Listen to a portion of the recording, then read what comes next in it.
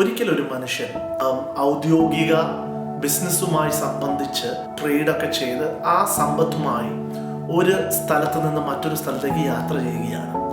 ഈ യാത്രാമധ്യത്തിൽ ആ വ്യക്തി കള്ളന്മാരുടെ കയ്യിൽ അകപ്പെടുകയും കള്ളന്മാർ തൻ്റെ കയ്യിലുള്ള സകല സമ്പത്തും അപഹരിച്ച് അവനെ അർത്ഥപ്രാണനായി മർദ്ദിച്ച് വഴിയരികിൽ വിട്ടേച്ചു പോയി.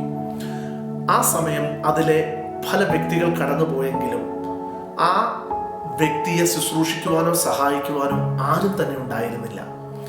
ഈ വ്യക്തി വളരെ വേദനയോടെ അർത്ഥപ്രാണനായി മുറിവേറ്റ് വഴിയിൽ കിടക്കുമ്പോൾ അതുവഴി ഒരു സാധാരണക്കാരനായ മനുഷ്യൻ, അല്ലെങ്കിൽ ബൈബിളിന്റെ ഭാഷയിൽ പറഞ്ഞാൽ ഒരു ശമരിയക്കാരനായ വ്യക്തി അതുവഴി കടന്നു വന്നു.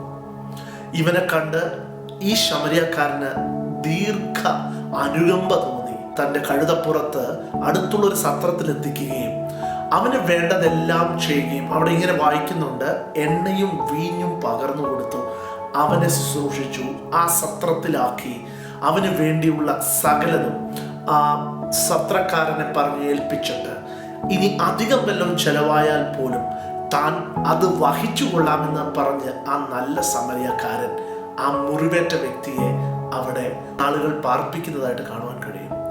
ഈ നല്ല ശമരിയക്കാരനാണ് യേശു. നിങ്ങളുടെ ജീവിതത്തിൽ പല സാഹചര്യങ്ങളിൽ മുറിവേറ്റ് നിങ്ങളുടെ സമ്പത്തുകൾ അപഹരിക്കപ്പെട്ട് അഭിമാനം അപഹരിക്കപ്പെട്ട അവസ്ഥയിൽ നിങ്ങൾ സഞ്ചരിക്കുകയാണോ?